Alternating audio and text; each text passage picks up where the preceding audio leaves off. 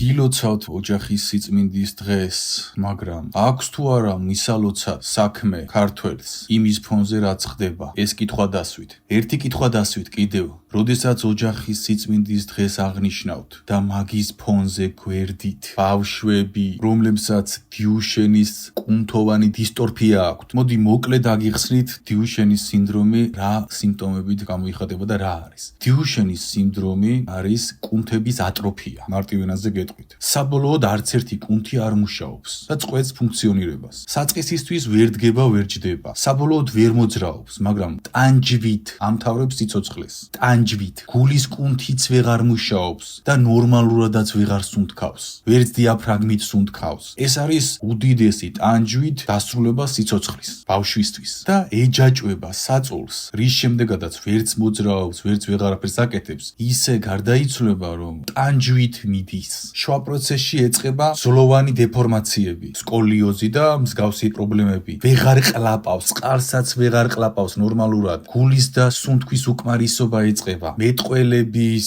შემეცნების, ყველაფერი უჩერდება ნენელა და ტკივილით ასრულებს სიცოცხლეს. მისი განკურნება ამ ეტაპზე შეუძლებელია, მაგრამ არის საშუალებები, რის ხარჯზეც შესაძლებელია რამდენიმე წელი აცოცხლო, აჩუქო და ესეთი ტანჯვით არ დაასრულოს სიცოცხლე. ეხლა ფუნდამენტით დავიწყებ. შენი ჭეშმარიტი ოჯახი არის უფალი, ქრისტე, მამა ღმერთი, სულიწმინდა, ღვთისმშობელი მარიამი, წმინდანები. შენი მეორე ჭეშმარიტი ოჯახი, საფეხურებად, არის შენი ოჯახი, შვილი, დედა, მამა, ძმა. შენ თუ შენს ოჯახთან კარგად არ ხარ, შენ უფალთან ვერ იქნები. რადგან უფლისთვის უპირველეს წყაროა ოჯახი და შენი ფუნდამენტური მესამე ოჯახი, გითხრა ვინ არის? შენი ქვეყანა და იმ ქვეყანაში მცხოვრები ადამიანები და შენი ცენტრალური ოჯახი, იცი ვინ არის? საქართველოში მცხოვრები ბავშვები, რომელმაც მომავალი უნდა დადოს და უფლის ჭეშმარიტი ოჯახი, იცით ვინ არის? ჩვენ ყველანი. შენი ოჯახის წევრია ის ბავშვი. უფლის გადმოსახედიდან, მაღალი იერარქიის გადმოსახედიდან, სამყაროს გადმოსახედიდან. შენი ოჯახის წევრია ის ბავშვი. კიდევ ერთხელ ვიმეორებ, ძალიან ღირსეული არის და კარგი ტრადიცია არის ოჯახის სიწმინდის დღე. მაგრამ დღეს წავაწყდი, დიუშენის სინდრომით დაავადებული ბავშვები და მშობლები გამოვიდნენ და მსვლელობას გადაეფარნენ და ცადეს მოძღვრებთან დალაპარაკება, რომ რამე გვიშველეო, იქ ვერ შემოვედითო, ვერ გაგაგონეთ ხმაო და აქ მაინც გვიშველე რამეო და საერთოდ მეგობრებო არსებობს სხეულის ენა. სხეულის ენით ჩანს ადამიანის 80% რას ფიქრობს და რა ხდება მასში. და კადრი არის ესეთი. იქნებ გვიშველოთო, რამეო და რას პასუხობს ის მოძღვარი? ხელს ნუ გვიშლით მსვლელობაშიო და სახეს წევს როგორ იცით? გეგონება ფეკალიას შეხედა და არა ბავშვს. მე პოლიტიკას არ ვეხები, არასოდეს არ ვაპირებ პოლიტიკას შევეხო. ეს პოლიტიკას არ ეხება. ეს ეხება სულიერებას. არავინ არ დაწეროთ პოლიტიკაზე აზრი, დააბლოკავ წავშლი ყველაფერს. აზრი არ აქვს, დროს ნუ დახარჯავ. პოლიტიკა არ მაინტერესებს. ეს არის სულიერების ადგილი, გამთლიანება. სულიერებასთან ხდება საკითხი და სულიერებას განვიხილავ. და როგორც კი ბავშვები წინ გადაუყენეს, კი არ გაჩერდნენ ეს მოძღვრები. არც შეუხედავთ, არ უყურებს, გადავლას აპირებს. ის კი არა რომ გაჩერდეს და დაიჩოქოს. ხო, შენ იმ ბავშვთან უნდა დაიჩოქო. ღმერთი იმ ბავშვთან არის. უნდა დაჩოქო და დალოცო. თავი დაადო ფეხებზე და დალოცო ესე ის ბავშვი. და იმ ბავშვს არჩვენო ჭეშმარიტი ღმერთი შენში. და რა გააკეთა? გაუარეს გვერდით და გაქრნენ საერთოდ. და მე რამდენიმე მოტრიალდა და დალოცვა დაუწყო და ღმერთო დაგვიფარე. არ დამავიწყდება ამ ბავშვის სახე. რა სახით უყურებდა ეს ბავშვი იმ მოძღვარს? რა სახით და თვალებით უყურებდა იმ მოძღვარს? მის თვალებში იყო ყველაფერი. აი, უძრავი, კლდე თვალებით უყურებდა რას აკეთებო? ანუ რატო არ მეხმარებიო? ამ ბავშვმა თვალში გაუყარა ამ მოძღვარს და მოძღვარი ვერ უყურებს თვალებში არ შეუხედავს ბავშვისთვის. ის კი არა რომ ფეხები დაიკოცნა. ხო, ფეხებში უნდა ეძგერო მასეთ ბავშვს და უნდა ლოცო. იქ არის ღმერთის ჭეშმარიტი მადლი. და ეს ბავშვი, აი, გეგონება გაშეშდაო და თვალებში უყურებს პირდაპირ. აი, მასში მთლიანი სამყარო გადატრიალდა იმ მომენტში. რადგან ბავშვი ყველაფერს აღიქვამს, მიმიკებს, სხეულის ენას, როგორ ექცევიან, ყველაფერი დაინახა მათში. და შენ გინდა ამ თაობაში ღმერთი შეიყვანო, შენ ღმერთს არ თმევ მათ. თქვენ ყველანი პირდაპირ გარანტირებულად გეუბნებით. თქვენთვის სატანას გამზადებული აქვს პირადი საწამებელი სავარძლები. გარანტირებულად გეუბნები ამას. პირდაპირ გამზადებული აქვს თქვენთვის ეს. იმ ბავშვის თავში რაც ხდებოდა, იმ ბავშვის თვალებში რაც ხდებოდა, აი მაგას გაჩვენებს ქრისტე ღმერთი. მე არ გემუქრები, დაგლოცოს ღმერთმა და გაგინათოს გონება, მაგრამ შენ დიდი ხნის წინ უნდა გაგნათებოდა გონება, მოდი ამას გეტყვი. მეორე მამამ ესე ხელი მხარზე დაარტყა და ამოძრაო და ბავშვმა ამოატრიალა თავი ცივი თვალებით და უყურებს თვალსარაცილებს და ჩუმად არის და ხვდება რომ გაწირეს. აი პირდაპირ ხვდება რომ გაწირეს. და შენ გინდა მას ღმერთი აჩვენო და შენ გინდა ახალგაზრდა თაობას ღმერთი აჩვენო?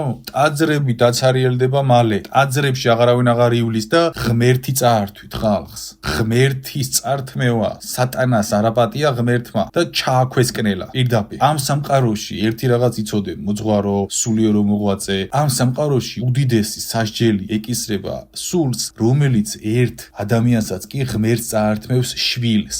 და შენ ათასობით ბავშვს წაართვი ღმერთი რწმენაში, იმიტომ რომ ისეთ რაღაცას აჩვენებ, რომ რწმენა წაართვი, ღმერთი წაართვი ახალგაზრდა თაობას ასეთი მოქმედებებით და ახალგაზრდა თაობას მიმართავ. ახალგაზრდა თაობა ღმერთთან იყავით, ამას არ გეუბნებით რელიგიურად, არ გეუბნებით არავით. ესენი არიან ბოლო ჟამის ბნელის აგენტები, რომლებიც თქვენ რწმენას გართმევენ. უმეტესობამ არც იცის, რომ ბნელის აგენტია. უბრალოდ $200,000 ჯიპზე ზის და $10,000 ნომერი აქვს და ლოცულობს და ფარისევლობაში, ანუ ბნელი მართავს პირდაპირ. ნაწილი კიდევ ღმერთთან არის, იცოდე, ახალგაზრდა თაობა. შენ დღეს ყველაზე მეტად გჭირდება ღმერთი, ისეთი დრო მოდის, იცოდე ეს. არ გაშინებ, არ გეუბნები რაღაც იმით, რომ გეშინოდეს, არ გეშინოდეს, ღმერთი გიყვარდეს, იცოდე. უბრალოდ გეუბნები რეალობას. შენ გართმევენ ღმერთს იმისთვის, რომ ბოლო ჟამი როცა მოვა, მოესწრები. როცა მოვა, გახდე ისეთი, რომელზეც გული გერევა. და შენ თუ ღმერთს დაკარგავ, ადრე თუ გვიან, გახდები ისეთი, ვისზეც გული გერევა. ამიტომ ღმერთთან იყავი და ესენი არ არიან ღმერთის სახეები, იცოდე. ეხლა არის ყველაზე მზაკული პერიოდი. შვილო, მომისმინე, ძმაო, მეგობარო,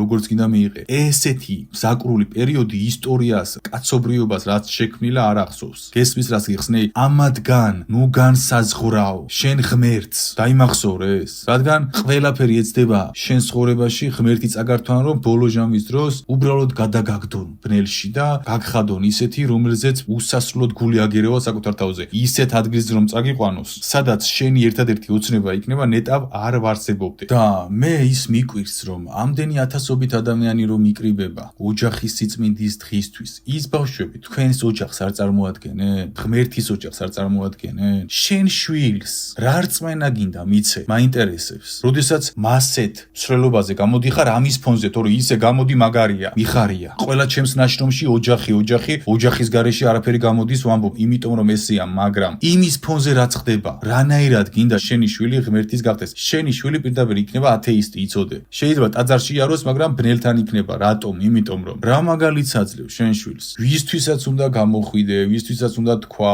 მოძღვრებთან გამოხვიდე და თქვა, ვისთანაც უნდა თქვა ღვთიური სათქმელი საპატრიარქოსთან. იმასთან არ გამოხვედი. ღმერთს, ნახე, ღმერთს რაც ჭირდებოდა შენგან, აი შენგან რაც ჭირდებოდა ღმერთს, რომ ძალისხმევა დაგეხარჯა. ამაზე არ დახარჯე ძალისხმევა. ოჯახის სიწმინდეს აღნიშნავ, გამოდიხარ და ამაზე ხარჯავ ძალისხმევას და დროს, ენერგიას და ფულს. ხო, ფული ჭდება საპატრიარქოდან ეს. და შენ როგორც მოქალაქე ამაზე ხარჯავ ენერგიას, როცა ღმერთი შენ გულით გთხოვ და გადი იმ ბავშვებისთვის. აი მარტივ კითხვას გისვა. ეხლა რაც მოგიყევი, შენი აზრით, აი შენი პაწაწინა გონებით, იმიტომ რომ დიდი გონება მომიტევე ვერ გექნება შენ, დამიჯერე ამ ეტაპზე. შენი პაწაწინა გონებით, როგორ ფიქრობ, უფალს რომელი მოეწონებოდა? დღეს რომ გამოხვედი შენ და ამდენი ენერგია და ძალისხმევა და ფული დახარჯე თუ იმ ბავშვებისთვის რომ დაგეხარჯა ფული და დრო და ენერგია და სიტყვა და ხმა ღმერთის. იცი ხო ამაზე პასუხი? ეხლა ალბათ ცოტა გაღიზიანდი ხო შიგნით, რომ რა შვაშია ის და ეს.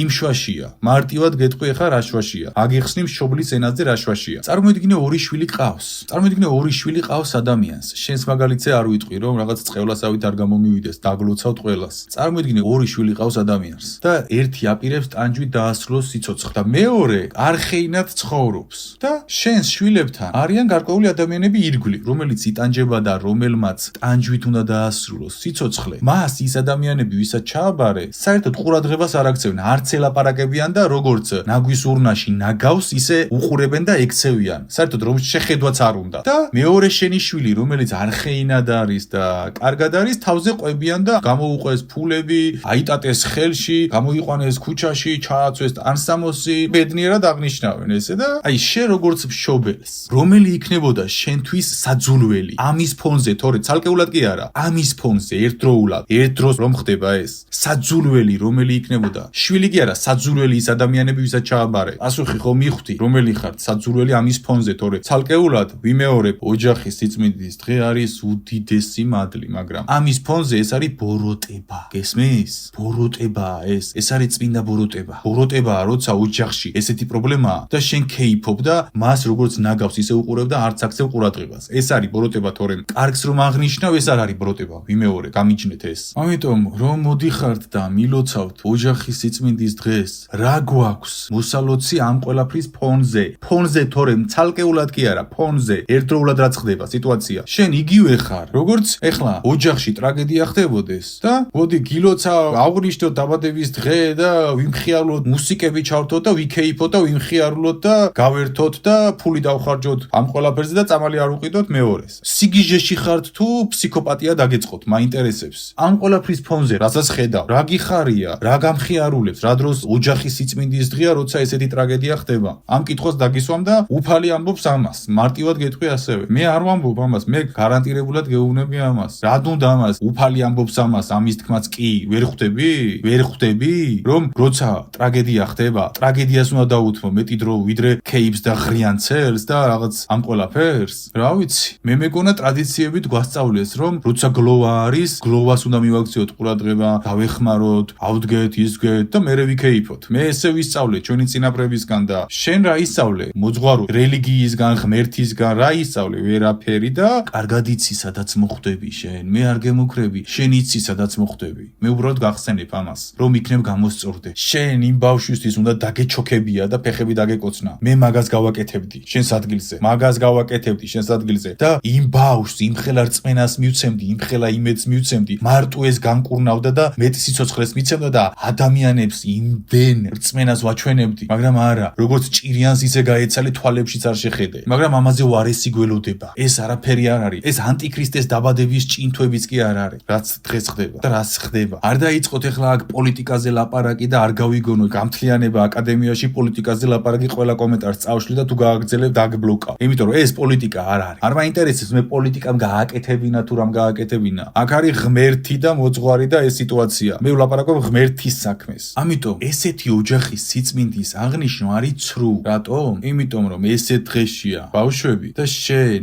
ამას აკეთებ ამის ფონზე ერთხმა კრინც არ იღება ამ ბავშვებისთვის შრომავლობას წევ ნარკობარიგა რომ გაანთავისუფლო ნარკობარიგებს იწყალებს ამაში კარგად ხართ კაცო რა პრობლემა არ მინდოდა მე ამ რაღაცებს ლაპარაკი ვიღაც ეხა იფიქრებს რომ რელიგიას ებრძვი მოძღვრებს ებრძვი არავის არ უებრძვი არც მოძღვრებს არ უებრძვი მოძღვრები არიან სუფთები ისეთები რომ ღმერთს უყვარს ის ყველა მოძღვარი რომელიც სიკეთეშია ღმერთს უყვარს ტაძარი სადაც სისუფთავეა არ ვეხები მე მაგ რაღაცებს არ ჩვენს რელიგიას ვეხები სადაც უდიდესი სიწმინდეები გვაქვს დაგროვებული 100,000 წმინდანი მამა გაბრიელი ეს ყველაფერი მე ვლაპარაკობ კონკრეტულ მდგომარეობაზე რა დღეშიც ვართ ამიტომ ესეთი ოჯახის ბჭყალებში სიწმინდის აღნიშვნა არის კრეხელობა იმის ფონზე რაც ხდება კრეხელობაა ეს ღმერთის კრეხელობაა ეს ვერაცნობიერებთ ამის ფონზე ცალკეულად კი არა ამის ფონზეა კრეხელობა არ მიიღე ის ბავშვები და ამას აკეთებ ერთობი რა გართობა ოჯახის სიწმინდის დღის აღნიშვნა აბა რა არის მხიარულობ მე რომ წმინდა ოჯახი მაქვს რელიგიური მოვლენა რომ იყოს კიდე მესმის ხო თქვენ შექმენით ეს ხო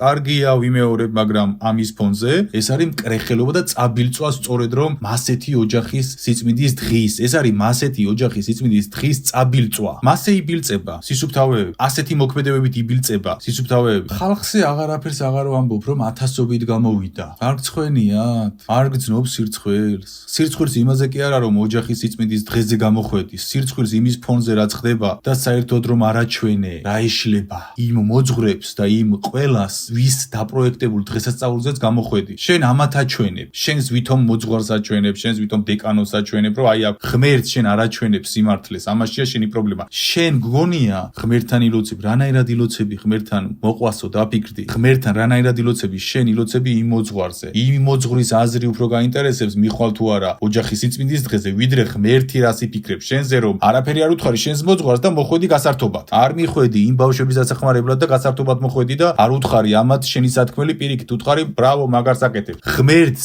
შენ აქციეს ზურგი მაგ დღეზე რომ წახვედი. მარტივად გეუბნები და შენ შვილს აჩვენე ათეიზმი ჭეშმარიტი. შენი შვილი ვერ ირწმუნებს ღმერთს, რასაც ხედავს. ეს შენ ხარ დაპროგრამებული, კომუნიზმს გამოვლილი, ტვინ გადაბრუნ გადმონაბრუნები. შენი შვილი ახალგაზრდაა და მაქსიმახინჯეს ხედავს და შვილები გაგეზრდება ათეისტები და მერე შენი სასჯელი რა იქნება, იცი? შენს თვალწინ რომ ღმერთის გინებას დაიწყებს შენი შვილი. ამას გააკეთებს გარანტირებულად იცოდე, რასაც აჩვენებს შენ შვილს. ამით ეს იქნება შენი სასჯელი და მერე იქნება შენი სასჯელი ის რომ მაგაზე მოგთხოვე. რატომ არა მოიღე ხმა, როცა ეს შეგეძლო, ის შეგეძლო, ის შეგეძლო, ის შეგეძლო. მოძღვართან რატო არა მოიღე ხმა და რატო გახვედი იქ? თორემ შვილო, ოჯახი ჩემთვის არის პირველი, უფალი გეტყვის, მაგრამ ამის ფონზე რა გააკეთე? ოჯახის სიწმინდეს რომ აღნიშნავ, რა გააკეთე? რომ ამის აღნიშვნის ამპარტავნება გაქვს. საქართველოს ოჯახისთვის, ხო? ის ბავშვი არ არის შენი ქვეყნის ოჯახის წევრი, ღმერთის ოჯახის წევრი? რა გააკეთე რომ აღნიშნავ? რამხელა ამპარტავნებაში ხარ, ხედავ? რანაირად აღნიშნავ ოჯახის სიწმინდის დღეს, როცა ამის ფონზე ხდება კოშმარი საპატრიარქოდან? რას აღნიშნავ? აი, რა გააკეთე, რა მიღწევები გააკეთე რომ ოჯახის სიწმინდის დღეს აღნიშნავ? ეს კითხვაც დასვი. ეს ბავშვები იტანჯებიან და წამებით გარდაცვლა ელოდებათ. ამის ფონზე რანაირად აღნიშნავ ოჯახის სიწმინდის დღეს, როცა ხმა არ გაქვს ამოღებული ამაზე როგორც საჭიროა ისე. რა გაქვს აღსაღნიშნი, რომ აღნიშნავ, რა გააკეთე ღმერთის ჭეშმარიტი ოჯახისთვის, შენი ქვეყნის ოჯახისთვის. ათასობით რომ შეიკრიბეთ, ღმერთმა გამრავლოთ და მასე დღეებზე გვამრავლოს, მაგრამ ათასობით რომ შეიკრიბეთ, იმ ბავშვებისთვის შეკრებილიყავი და იმ მადლს, რასაც ეძებ იმ დღის გამოსვლისთვის, ტრილიონჯერ მეტ მადლს მოგცემდა უფალი. გამოვა ზოგიერთი ადამიანი ალბათ და კომენტარში დაწერს და არ დაწეროთ მაინც ავშლი. რადგან აზრი არ აქვს სისულელეების ლაპარაკს, რომ ეს რა შვაშია იმასთან, რა შვაშია ამასთან, რა შვაშია კი არა. ღმერთისთვის პირდაპირ შვაში და თავშია. ვერ ხვდები? რის ფონზე რას აკეთებ და ხმას რაზე არ იღებ და რა გიხარია და რას აღნიშნავ? აღსაღნიშნი არაფერი გაგიკეთებია იმისთვის რომ აღგეგნიშნა. შენ იცი როდის უნდა აღნიშნო ჭეშმარიტად ოჯახის სიწმინდის დღე? როცა მიხედავ იმ ბავშვს, განკურნავ ყველა ბედნიერია და მერე უკვე გეკუთვნის, რომ ეს გააკეთო, ამის პატივი გეკუთვნის, ამის ღირსება გეკუთვნის. შენ არ გეკუთვნის ოჯახის სიწმინდის დღის აღნიშვნა. ამაშია საქმე. შენ უნდა გეკუთვნოდეს ამ დღის აღნიშვნა. არ გეკუთვნის და ამიტომ კრეხელო. შენ უნდა მოაგვარო ოჯახში, ქვეყანაში, ჭეშმარიტად უფალი ვისთანაც არის, ბავშვებთან არის უფალი. შენ ვიგინდა არასთან კი არ არის, ამდენი ნაგავი გადაიტანე და ამ ყველა სიბინძურით იცხოვრე. მასთან არის ღმერთი პირველ რიგში. მერეა შენთან იცოდე. შენ უნდა გქონდეს მოგვარებული მასთან და მოდი ახლა მეგობრებო, ჩვენ ყველანაირი პრობლემა მოვაგვარეთ ამ ბავშვებთან. მოდი ახლა გამოვყოთ 100,000 რაც გამოვყავით და ეს რამდენიმე ათასი და აღვნიშნოთ ეს. რას აღნიშნავ გიმეორებ? და ეს ბავშვები ისე იძინებენ თუ ახერხებენ დაძინებას, რომ საერთოდ გული ვეღარ სუნთქავს, გულის კუნთი ვეღარ იკუმშება ნორმალურად, ფაქტობრივად გაგუდვის მდგომარეობაში ცხოვრობს. და შენ მერე ღამე იძინებ ტკბილად და მე ოჯახის სიწმინდის დღე ბედნიერად ჩავატარე. მადლობა უფალო რომ ეს ყველაფერი ბედნიერება მაგძენი. მადლობა უფალო კი არა, ღმერთისთვის ხარ.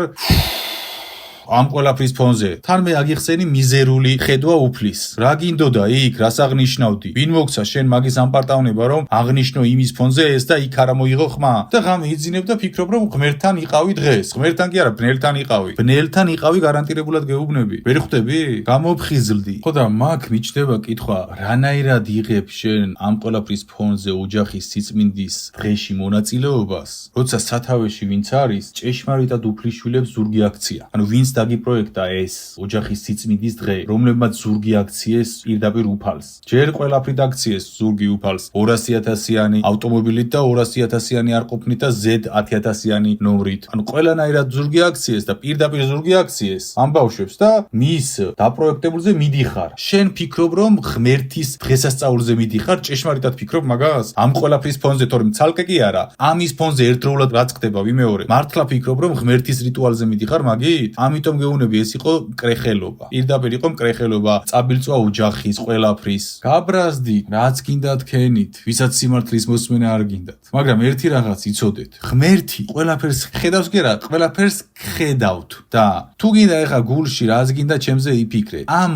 სიტყვას დღეს რაც მოისმინე, გაგიმეორებენ ტრილიონჯერ ფუნდამენტურად ბოლო ჟამის მერე. ეს დაიმახსოვრე და მერე გაგახსენდება გიორგი ტაბიცე. აი მერე გაგახსენდები მე, იქ გაგახსენდები ქრისტესთან და მერე რას იზამ იცი? უდიდეს სინანულში ჩავარდები და ღმერთო ეს რა ვქენი, ნეტა გამეცნობიერებია, ნეტა ეს, ნეტა ის, მაგრამ ვერაფერი ვეღარ გიშველის. ამიტომ გონს მოეგე, ყოველთვის იყავი ღმერთთან, როგორც საჭიროა ისე. ქრისტემ რა გაჩვენა? ყველაზე უპოვრებს ეხმარებოდა ქრისტე და შენ უპოვრებს აქციე ზურგი. ვინც ზურგი აქცია უპოვრებს, იმათთან ერთად მხიარულობ ოჯახის სიწმინდის დღეს არ დაგიმსახურები არაფერი ამისთვის. იფიქრე ამაზე, ღმერთთან იყავი ჭეშმარიტად და არა ისე როგორც ხარ დღეს. დავლოცავ ყველას, შენს დაგლოცავ. გასული რომ იყავი მაგ დღეზე, ოჯახს დაგილოცავ, დაგლოცავთ ყველას. უფალი ფარავდეს საქართველოს, გაგვინათოს გულები უფალმა. ამ ბოროტებისგან დაგვიფარე, უფალო, დაგვიფარე. შენი კალთა შემოგვახვიე, ღვთისმშობელო მარიამ, იესო ქრისტე ძეო ღვთისაო, უფალო მაღალო ღმერთო, სიყვარულის არსო, სამყაროს შემქმნელო, სულიწმინდა დაგვიფარე და უფალო შეგთხო მადლით, უფალო დაიფარე ეს ბავშვები. მიეცი ჯანი, ფარი, გაუნათე იმ ადამიანებს გონება, რომლებიც ვერანათებენ ისე როგორც საჭიროა რომ მიხედონ ამ ბავშვებს. უფალო დაიფარე, დაიფარე ეს ბავშვები, უფალო გადააფარე მათ შენი კალთა, უფალო გაუნათე გონება ყველა ქართველს, უფალო დაეხმარე. ამინ, ამინ, ამინ.